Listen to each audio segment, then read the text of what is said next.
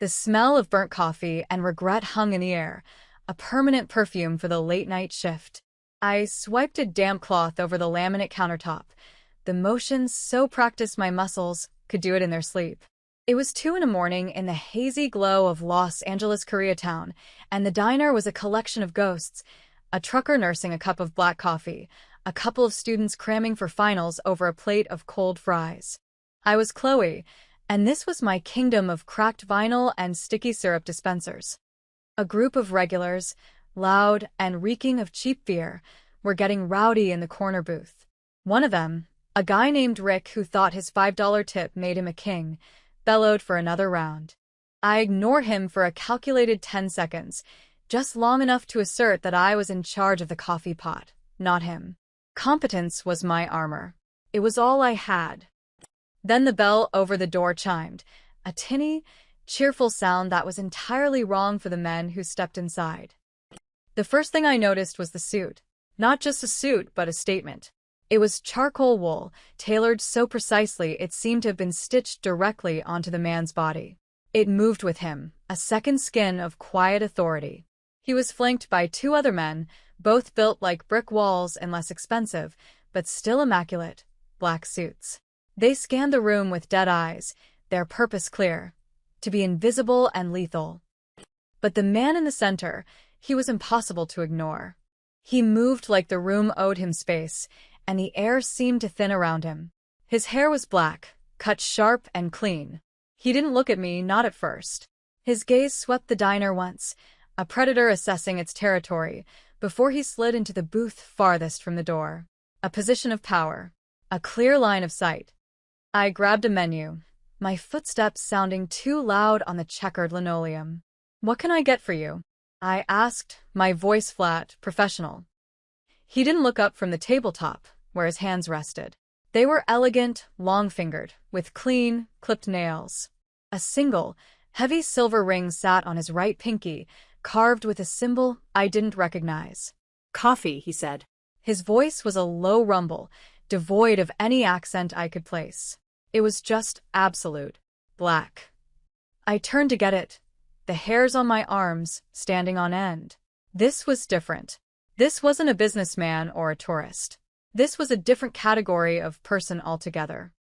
That's when Rick and his friends decided they were the apex predators in this particular pond. "Well, look what we have here," Rick drawled, shoving his chair back. He and his 2 buddies swaggered over to the man's booth. "Nice suit. You lost, buddy?" The fancy part of town is a few miles west. The man in the suit didn't move. He didn't even blink. He continued to stare at his hands as if Rick were nothing more than a buzzing fly. One of his guards tensed, a subtle shift in weight that I was probably the only one to notice. Rick, emboldened by the lack of reaction, leaned over the table, getting in the man's face. "I'm talking to you." The man slowly lifted his head. His eyes were dark, a shade of brown so deep they were almost black, and utterly empty of emotion. It was like looking into a well. He held Rick's gaze for a long, silent moment. The temperature in the diner seemed to drop 10 degrees. "You are," he said, his voice still quiet, yet it cut through the greasy air like a razor. The simplicity of the statement seemed to enrage Rick. He was used to bluster and threats, not this surgical calm. He scoffed, looking for his audience. His eyes landed on me. "Hey, sweetheart," he sneered, his gaze slimy. "This guy bothering you? We can take care of him for you." He took a step toward me, reaching out to grab my arm. "Think you're tough?" Rick's friend laughed, poking one of the guards in the chest. "Prove it." It happened fast. Before the man's guards could move, before the man himself could even rise, Rick's hand clamped down on my forearm. The touch was possessive, insulting. And in that instant, a lifetime of being underestimated, of having to be tougher and smarter just to get by, coalesced into a single, clarifying point of action. I didn't scream. I didn't pull away. I acted. I had a fresh, steaming pot of coffee in my right hand. With my left, I grabbed Rick's wrist, using his own momentum to twist his arm back. He grunted in surprise, his grip faltering. I pivoted, slamming his hand, palm down, onto the searing hot surface of the commercial grill behind the counter. A raw, animal scream tore from his throat. The sickening sizzle of flesh meeting hot metal filled the sudden, absolute silence of the diner. He wrenched his hand back, clutching it to his chest, his face pale with shock and agony. His friends were frozen, their drunken bravado evaporating like steam. I set the coffee pot down with a steady hand, my heart hammering against my ribs not with fear, but with a cold, sharp adrenaline. I looked past Rick's whimpering form, my eyes landing on the man in the suit. He was watching me, and for the first time, there was something in his eyes. Not shock, not approval. It was recognition. A flicker of something ancient and predatory that saw a kindred spirit in the dark. He gave a slow, almost imperceptible nod. That was the moment everything changed. The spell broke. Rick's friends lunged, not at me, but at the man who had witnessed their humiliation. It was a fatal mistake. The two guards moved. It wasn't a fight. It was a disassembly. One moment, Rick's buddies were on their feet. The next, they were on the floor, broken and silent, dispatched with a brutal, silent efficiency that spoke of countless hours of training. The sirens began to wail in the distance. The trucker had called the cops. The man in the suit slid out of the booth. He walked to the counter, his expensive leather shoes making no sound. He stopped in front of me, so close I could smell the faint, clean scent of cedar and smoke clinging to his suit. He looked at my face, then at my hands, which were now trembling slightly. "You have a mess," he observed calmly. He placed a black credit card on the counter. It was heavy, made of metal, with no name or number, only that same embossed silver symbol from his ring. "For the damages. For your silence. And for your trouble." His dark eyes held mine. "I will be in touch." Then he and his men were gone, melting into the night seconds before the first police cruiser screamed into the parking lot. I stood there, the smell of burnt skin and coffee filling my lungs, staring at the black card that felt like a contract I had just signed in blood. The next day, a black sedan was waiting for me when I left my apartment. A man in a suit, not one of the two from the diner, got out. He didn't threaten me. He didn't have to. His polite emptiness was more terrifying than any weapon. "Mr. Kwan does not like loose ends," he said, his voice a polished monotone. "Or witnesses who are not his own." He opened the back door of the car. "It wasn't a request. You work for him now." My new workplace was not an office. It was a sprawling penthouse in a glass tower that stabbed the sky over downtown Los Angeles. Floor-to-ceiling windows offered a panoramic view of the city, a glittering carpet of lights that felt a million miles away from my world of cracked linoleum. I was a prisoner in a gilded cage, my job deliberately vague. I was to stay here, to be available, to be watched. Mr. Kwan, as I now knew to call him, was a ghost in his own home. He would be gone for days, then reappear without a word, his presence a subtle shift in the atmosphere. I was given a room, clothes I could never afford, and food prepared by a silent housekeeper. I was also given absolute silence. He rarely spoke to me. I was an object he had acquired, a problem he had contained by bringing it into the heart of his empire. From my cage, I watched him. I saw men in expensive suits come and go, their faces grim, their conversations conducted in low, urgent tones. I saw the cold, tactical mind at work as he stood before the windows, phone pressed to his ear, issuing commands that I knew were reshaping the city's underworld. He moved through his violent world like it was a language he was born speaking, never panicked, only quiet and lethal. I learned to read the nuances of his stillness. The subtle tension in his jaw meant a deal had gone south. The way his fingers would trace the symbol on his ring meant a betrayal was being dealt with. He was a creature of absolute control, his emotions locked away behind a mask of cold indifference. But sometimes, late at night, the mask would slip. One evening, I couldn't sleep. The silence of the penthouse was louder than the diner had ever been. I wandered into the main living area, drawn by a sliver of light from under his study door. I knew I shouldn't, but I crept closer. The door was ajar. He was standing with his back to me, staring at a small, framed photograph on his desk. His shoulders, usually so straight and rigid, were slumped.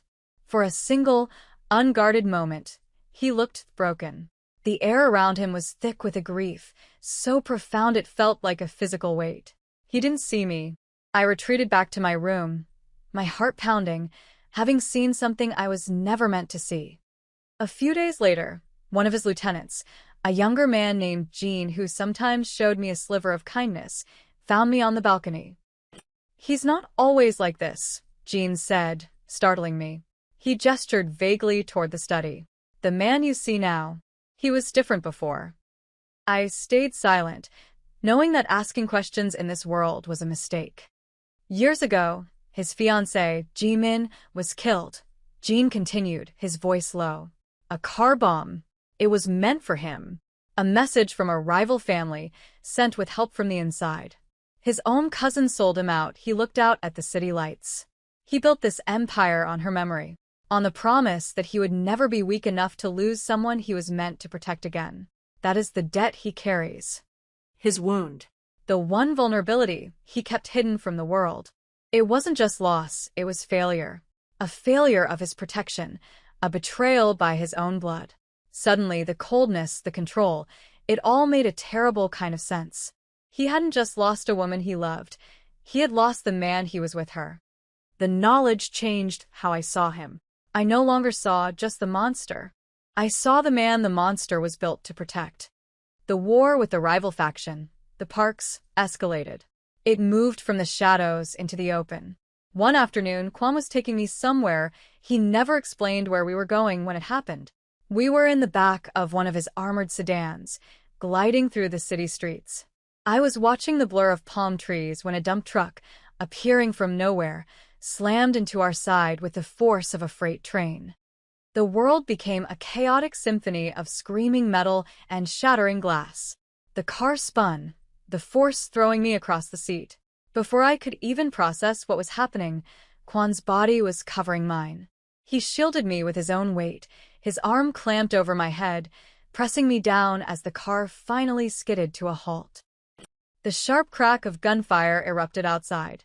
"Stay down," he commanded, his voice a low growl in my ear, his breath warm against my skin. Through the shattered window, I saw them, men with automatic weapons, swarming our vehicle. Gene, in the front seat, was returning fire. The air was thick with the smell of gunpowder and burning rubber. In the midst of the chaos, my door was wrenched open. For a split second, I had a clear path. I could run. I could scramble out of the car and disappear into the terrified crowds on the sidewalk. I could go back to being Chloe from the diner, a ghost in a city of millions. Freedom was right there. But then I saw it. A dark stain spreading across the side of Kwon's pristine white shirt, just below his ribs. He was hit. He grunted in pain as he shifted to get his own weapon, his face pale but his eyes burning with a cold, lethal fire. I made a choice. I didn't run. I stayed. I reached out, tearing a strip of fabric from the hem of my own shirt. I pressed the makeshift bandage against his wound, my hands surprisingly steady. "Pressure," I said, the words sounding thin and useless in the roar of the firefight. He glanced down at my hand on his side, then back at my face. His expression was unreadable, but the intensity in his gaze pinned me in place. The world outside was exploding, but in that moment, the entire universe shrank to the space between us, to the feeling of his warm blood on my fingertips. They fought off the attackers. It was bloody, efficient, and over in minutes. We abandoned the wrecked sedan and were bundled into a different vehicle that appeared out of a side street. We drove to an unfamiliar, sterile-looking apartment, a safe house. Kwon slumped onto a leather sofa, his breathing shallow. Gene was on the phone, his voice tight. "We need a doctor." "No." Kwon bit out, his voice strained. "No doctors. No one outside the family." He looked at me, his dark eyes narrowed in pain and calculation. "You." My blood ran cold. "Me? I don't know what I'm doing. I took a first aid class once, at a community college." "Get the kit," he ordered Gene, ignoring my protest. A few minutes later, I was kneeling in front of him, a medical kit open on the floor. His suit jacket was gone, his shirt unbuttoned, revealing the jagged piece of shrapnel embedded in the flesh of his side. The sight of his vulnerability was unnerving, intimate. My hands trembled as I cleaned the wound. "This is going to hurt," I whispered. "I'm aware," he said, his voice tight. He was watching my face, not the wound. His focus was absolute, unnerving. I took a deep breath, picked up the tweezers, and pulled the metal free. He hissed, his body going rigid, but he made no other sound. Now came the worst part. The stitches. The needle felt alien in my fingers. As I prepared to make the first stitch, my hand shook violently. His hand covered mine. The touch was not controlling. It was firm, warm, and steadying. His skin was calloused against my own. He wasn't stopping me. He was helping me. For that 1 second, we were not a monster and his prisoner. We were just two people in a quiet room, bound by an act of violence and a desperate need for trust. I took another breath, and this time, my hand was steady. I began to sew his skin back together, the silence between us charged with everything we could not say. Life in the penthouse became a state of permanent tension. I was no longer just a witness. I was an accessory. That night in the safe house had changed the dynamic between us. He still rarely spoke, but now, when he was in a room, I could feel him watching me. And I, in turn, found my eyes drifting to him, tracing the sharp line of his jaw or the way his hands rested on his desk, always still, always ready. One night, searching for a book in his vast library, I stumbled upon it. Tucked away in a ledger filled with shipping manifests and financial records was a file detailing a subsidiary of his corporation.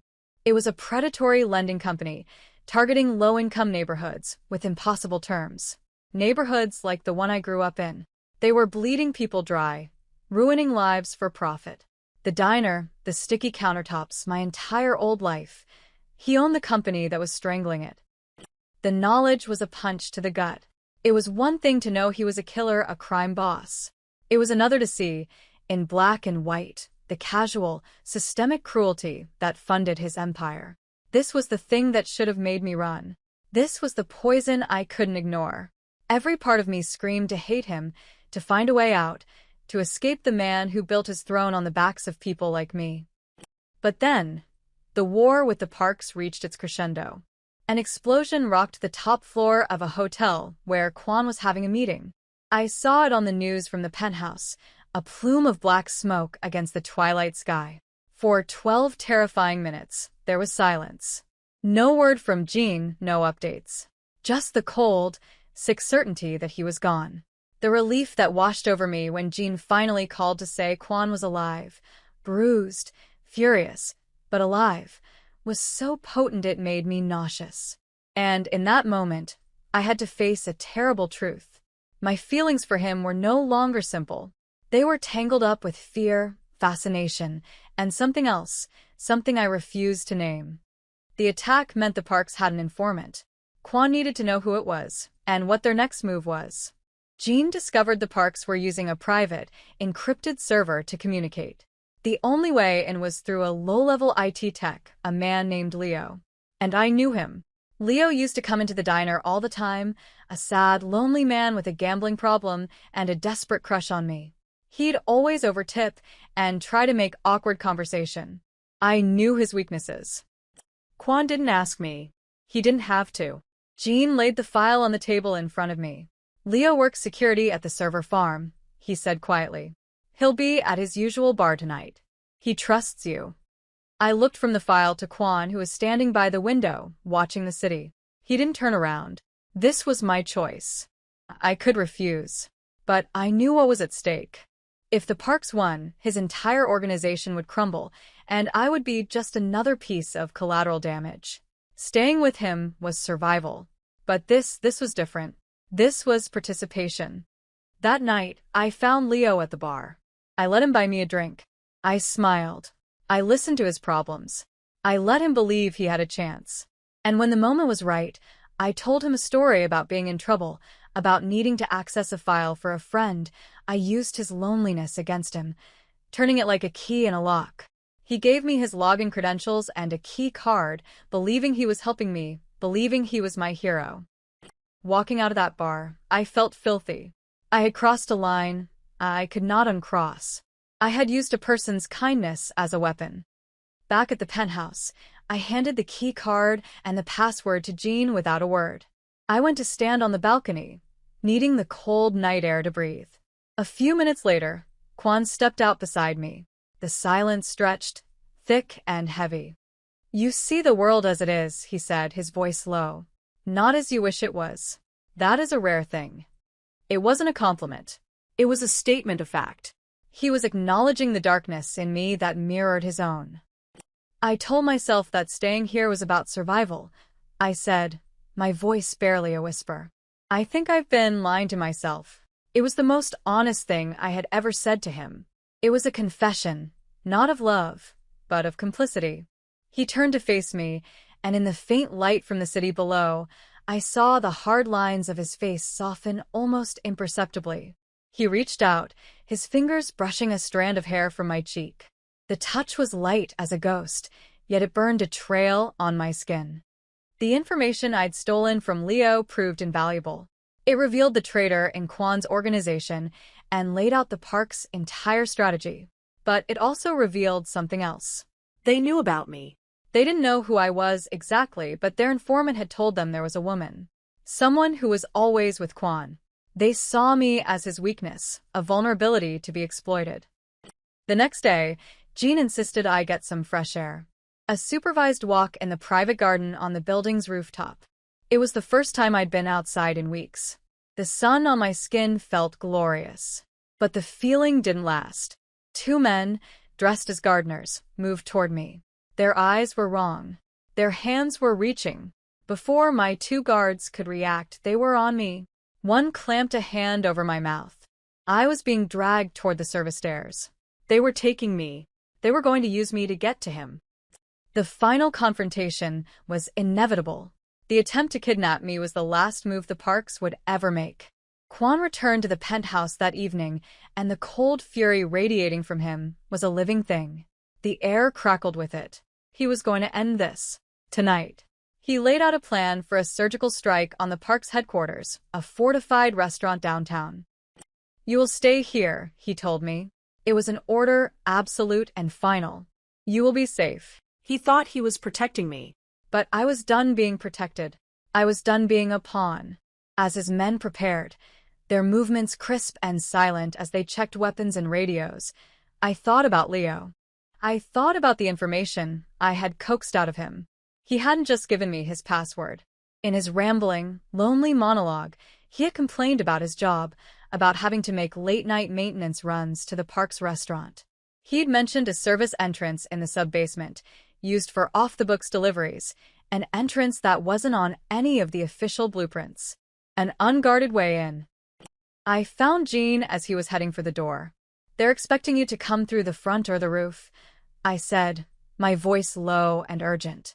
"They're not expecting you to come up from the sewers." I drew him a quick, crude map on a napkin, showing him where Leo had said the entrance was. Jean stared at the napkin, then at me. A slow understanding dawned in his eyes.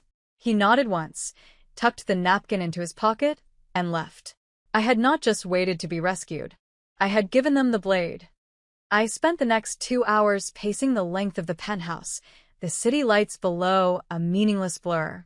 Every siren I heard in the distance was a knife in my gut. I didn't know what I was waiting for or what I hoped the outcome would be. I only knew that my life, the one I had known, was over. A new one was being forged tonight in fire and blood. He returned just before dawn. The door opened, and he was there, framed in the doorway. He was not pristine anymore. His perfect suit was torn and stained with blood, some of it his, most of it not. A fresh cut angled across his cheekbone. He looked weary, down to his bones, but he was alive. And he was victorious. Behind him, his men were fewer than when they had left. Jean was not among them. A cost is always paid. Nothing in this world is free. He walked into the room, his eyes finding me immediately. He crossed the space between us, the predatory grace still there despite his exhaustion. He stopped in front of me, the smell of cordite and iron clinging to him. The mask was gone. In its place was a raw, unguarded intensity that stole the air from my lungs. "They targeted you because they thought you were my weakness," he said, his voice rough. He took another step, closing the remaining distance between us.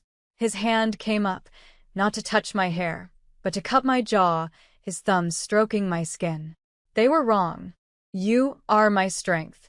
It was not a declaration of love. It was something more vital, more elemental. It was an acknowledgement, a claiming. He let his hand drop. "The parks are finished. My empire is secure," he said, his voice regaining some of its usual control. "You are free to go. I will have my men take you anywhere you want. A new name, a new life. It is yours." The choice was real. I could see it in his eyes. He would let me walk away. I could disappear, try to find some semblance of a normal life, forever looking over my shoulder. I thought of the diner, of the endless nights, the sticky tables, the casual disrespect. That girl was a ghost. She had burned away in the sizzle of a man's hand on a hot grill. I looked at Kwan's face, at the exhaustion and the violence, and the terrible, lonely power etched there. I looked at the blood on his collar. I knew what staying meant. It meant a life in the shadows, a world of loyalty and debt written in blood. It meant becoming something I never thought I would be. He held out a hand, a formal, final offer. I didn't take it. Instead, I stepped past his hand, moving into his space until the fabric of my clothes brushed against his blood-stained shirt. My hands came up, not to embrace him, but to begin the slow, deliberate work of unbuttoning his shirt. My fingers were steady. It was not a gesture of seduction. It was a gesture of care, of ownership, an answer that needed no words, spoken in the quiet language of intimacy we had forged in violence. He stood perfectly still, letting me. I had made my choice. I was no longer a witness to his world. I was home.